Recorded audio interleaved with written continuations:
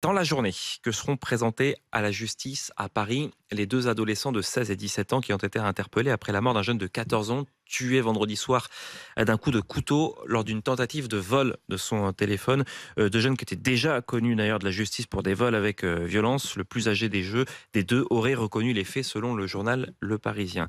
Et alors c'est dans ce contexte, Romain Cluzel du service politique à RMC, qu'une proposition de loi pour durcir et accélérer la justice des mineurs arrive à l'Assemblée nationale aujourd'hui et elle est portée par Gabriel Attal. Exactement, avec deux mesures qui concernent spécifiquement les mineurs de plus de 16 ans. D'abord, la création d'une comparution immédiate pour des faits graves et en cas de récidive, et puis une possibilité plus grande pour le juge de ne pas prendre en compte l'excuse de minorité. Ce texte, il est préparé de longue date. Gabriel Attal l'avait évoqué lorsqu'il était Premier ministre. Alors les députés macronistes l'assurent, ce n'est pas une réaction sous le coup de l'émotion après le meurtre du jeune Elias.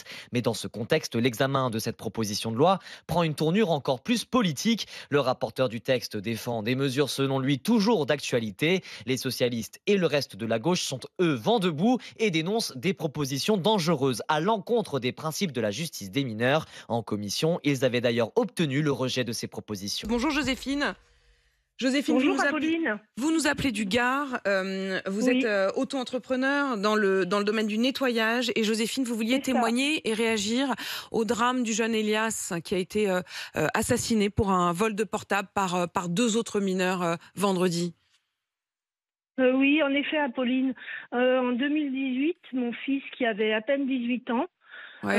est sorti avec des copains. Mhm. J'étais une maman dans la prévention, pas dans le... voilà.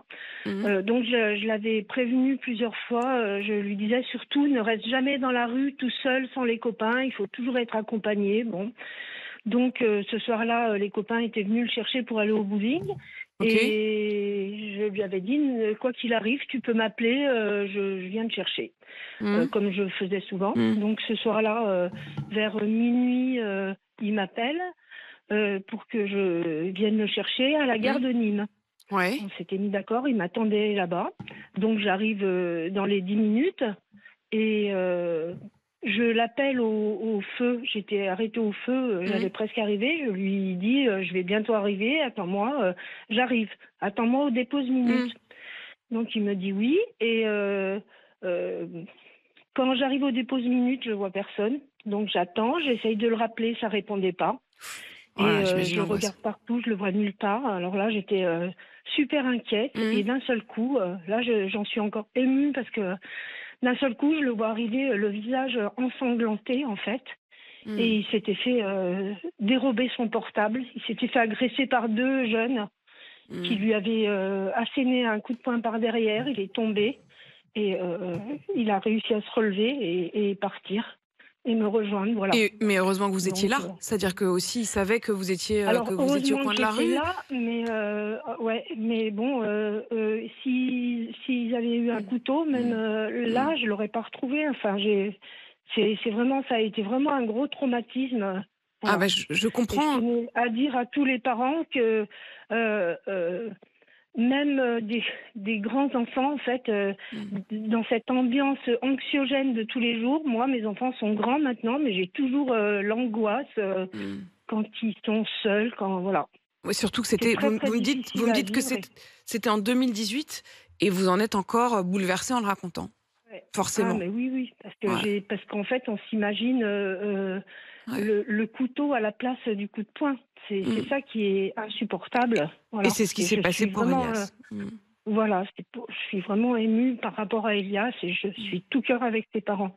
Merci Joséphine d'avoir témoigné et je pense que tous les parents effectivement de France se disent et si c'était mon fils et si c'était mon fils et effectivement comme vous dites là c'est le couteau qui effectivement a fait toute la différence. Joséphine, merci de votre témoignage. Je crois que c'est la première fois qu'on vous accueille à l'antenne. Revenez et parfois avec des bonnes nouvelles on l'espère, mais en tout cas Joséphine, merci d'avoir témoigné. On pense à vous et à votre fils encore. Donc aujourd'hui on entend le traumatisme dans la voix de Joséphine ce matin et c'est ce que revivent tous les parents. Ne manquez pas à 7h40 tout à l'heure la magistrate Béatrice Brugière sur cette question précisément de la violence des mineurs. Et on va parler de la lutte contre l'ultra-violence des mineurs. Et c'est le choix d'Apolline Matin ce matin parce que ce week-end, Elias, 14 ans, est mort. Il a été tué d'un coup de couteau pour un vol de portable. Il sortait de son entraînement de foot. C'était en plein Paris. 2 suspects devraient être mis en examen aujourd'hui. Ils ont 16 et 17 ans. Et ils sont déjà connus des services de police et pourtant ils étaient libres. Bonjour Béatrice Brugère. Bonjour. Vous êtes secrétaire générale du syndicat Unité Magistrats FO. Ils sont connus des services de police pour vol et violence. Ils sont passés devant des juges et on leur a dit en gros, on se revoit dans 8 mois. Ils devaient être jugés définitivement en juin. Et d'ici là, vous êtes en gros tranquille. C'est ça aujourd'hui la justice des mineurs ? Oui, alors merci de me recevoir parce que ce sujet nous préoccupe particulièrement notre syndicat. Nous avons fait des propositions et on n'était pas d'accord avec la dernière réforme, il y en a eu 40, vous savez, sur la justice des mineurs. La dernière réforme qui s'appelle la réforme en fait du code de justice des mineurs de Belloubet. Pourquoi ? Parce qu'en fait, elle a eu un côté positif, c'est-à-dire qu'elle a raccourci le temps de la culpabilité. Ça, c'est vrai. C'est-à-dire que sur ce discours qu'on entend tout le temps, tous les politiques, il faut aller plus vite. Vous savez, on va l'avoir encore, j'en doute pas ces temps-là, que la justice soit plus ferme, plus rapide. C'est le mot qui a été utilisé par Gérald Darmanin, le ministre de la Justice. Il convoque aujourd'hui les procureurs et il va leur demander, je cite, une réponse pénale rapide et ferme. C'est toujours le même mot. Eh bien, sur cette dernière réforme, en effet, on va un peu plus vite sur la culpabilité, sauf qu'on a fait une césure. C'est quoi une césure ? C'est qu'en fait, on dit aux mineurs, revenez plus tard, entre 9 mois, entre 6 et 9 mois, en gros, et là, on vous donnera la peine. Entre-temps, qu'est-ce qui se passe ? On met des mesures de contrôle provisoire, par exemple. Ils étaient censés officiellement ne pas rentrer en contact l'un avec l'autre. Exactement. Donc en fait, ça fait 2 fois plus de travail. Ça trouble le message parce qu'en fait, on leur dit vous êtes coupable, mais la sanction, c'est beaucoup plus tard. Pour un mineur, c'est tout de suite qu'il faut avoir la pédagogie de la sanction. Donc en fait, on confond le travail, j'allais dire, éducatif et la réponse judiciaire. Il faut faire l'inverse, c'est-à-dire qu'il ne faut pas attendre de voir comment le mineur se comporte pour dire « Ah, il s'est bien comporté, donc on va lui donner telle peine ». Il faut lui donner la peine par rapport à la gravité qu'il a fait et après enchaîner un travail éducatif si c'est nécessaire. On commence par la peine. Exactement, il faut inverser. Donc là, on a 2 audiences, on a encore un temps trop long et on n'a pas des mesures assez contenantes pour des mineurs parce que c'est ça en fait l'objectif, c'est-à-dire que pour une majorité des mineurs... Ils auraient écopé de quoi ? Allons jusqu'au bout. Deux jeunes, déjà connus pour d'autres affaires également de vol, repérés il y a 3 mois pour une affaire de vol avec violence. Et ils allaient être jugés définitivement en juin prochain. D'ici là, ils étaient libres avec simplement, effectivement, la demande qu'ils ne rentrent pas en contact, dont on voit qu'elle n'a absolument pas été respectée. Imaginons qu'entre-temps, il n'y ait pas eu le drame d'Elias, qu'ils aient été jugés en juin. Ils auraient écopé de quoi ? On écope de quoi quand on a 16 et 17 ans ? Alors, c'est votre deuxième question. Première question, c'est la rapidité. Je vous ai répondu, on n'est pas assez rapide et on n'a pas les moyens de juger rapidement. Deuxième question, est-ce qu'on est assez sévère ou est-ce qu'on est assez ferme ? Deuxième réponse, nous avions dit également dans ce projet de loi qui a tendu à ne plus pouvoir mettre quasiment en détention les mineurs, que sur certains profils de mineurs qui étaient déjà sur des violences aggravées, il faut au contraire faire une peine de détention courte pour les contenir et pour qu'ils rencontrent la sanction. Donc aujourd'hui, votre question, ils auraient sans doute eu une peine avec un sursis. Moi, je vais vous donner les chiffres. Comme ça, vous aurez une idée très claire. Parce que je ne connais pas ce dossier. Il faut qu'on ait en tête. On a un taux de réponse pénale de 86%. Donc, on va dire la justice est plutôt ferme. Ce qui est intéressant, c'est de voir à quoi ça correspond. Ça correspond en 2023 à 121 995 mineurs qui sont poursuivables. D'accord ?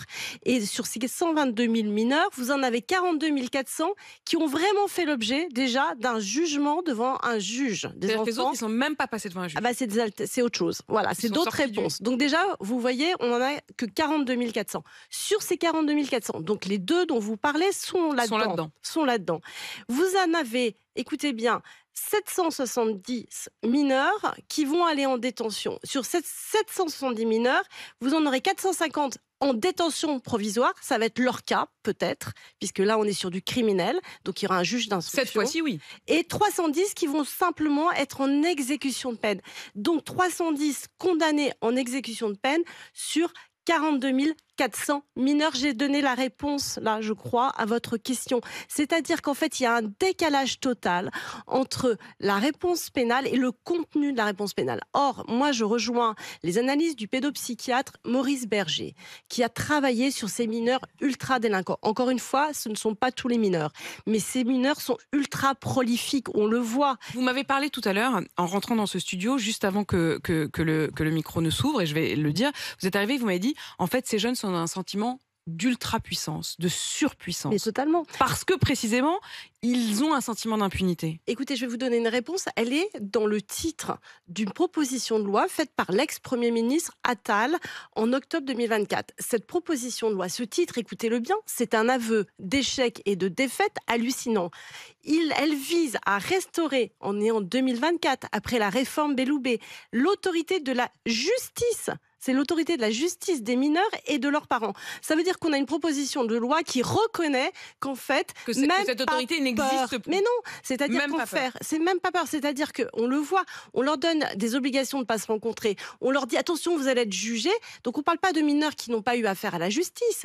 On parle de mineurs qui sont déjà sous main de justice, à qui on donne des obligations et qui ont une échéance, qui n'ont même Béatrice pas Brugère, peur. j'ai 2 questions précises. L'une, c'est quand Gérald Darmanin va tout à l'heure réunir l'ensemble des procureurs et qu'il promet une circulaire pour apporter, je cite, une réponse pénale rapide et ferme, est-ce que ça va changer quelque chose ? Non, en fait, c'est très bien d'être plus ferme, mais ça, si vous voulez, ce qui compte, c'est d'avoir les outils, d'avoir les moyens et d'avoir une loi qui permet d'être plus ferme. Tant que la loi ne changera pas, la circulaire ne servira à rien. Alors, si, on peut toujours dire au parquet, poursuivez davantage, mais le problème, c'est qu'on est trop lent, on n'a pas la possibilité de faire des audiences beaucoup plus rapides, style comparution immédiate, et on n'a pas la possibilité de mettre en détention, car je le rappelle, on n'a plus le droit de mettre en détention des peines jusqu'à 1 mois qui sont des courtes peines, et toute vous la loi exactement l'inverse, c'est-à-dire rétablir les courtes peines. Béatrice Brugère, un autre point, la question de l'excuse de minorité, régulièrement on en parle, est-ce qu'il faut la supprimer ou l'aménager? On ne peut pas la supprimer, mais il faut modifier son application. C'est-à-dire qu'au lieu qu'elle soit quasiment automatique, nous avons proposé, et ça a été repris justement dans la proposition de Attal, qu'elle soit ultra motivée par le juge et qu'au lieu d'être la règle, elle devienne quelque chose, j'allais dire, de plus exceptionnel ou en tout cas de plus adapté au profil des mineurs. Aujourd'hui, les mineurs, ils savent que sous moins de 13 ans, ils ne risquent rien. Donc ça, c'est le sentiment d'impunité qui est organisé d'une certaine façon par notre système juridique, parce que sous 13 ans... Et qui entraîne à ce qu'on demande de plus en plus à des jeunes de moins de 13 ans d'être les petites mains parce qu'ils savent qu'ils ne risquent quasiment jamais d'aller en détention et que s'ils font des faits graves, eh bien, ils ont 50% de la peine. Et cette proposition de loi de Gabriel Attal, elle sera d'ailleurs, elle a été déposée par l'ancien Premier ministre, elle sera débattue aujourd'hui. Merci Béatrice Brugère d'être venue dans ce studio, vous qui êtes secrétaire générale du syndicat Unité Magistrats FO.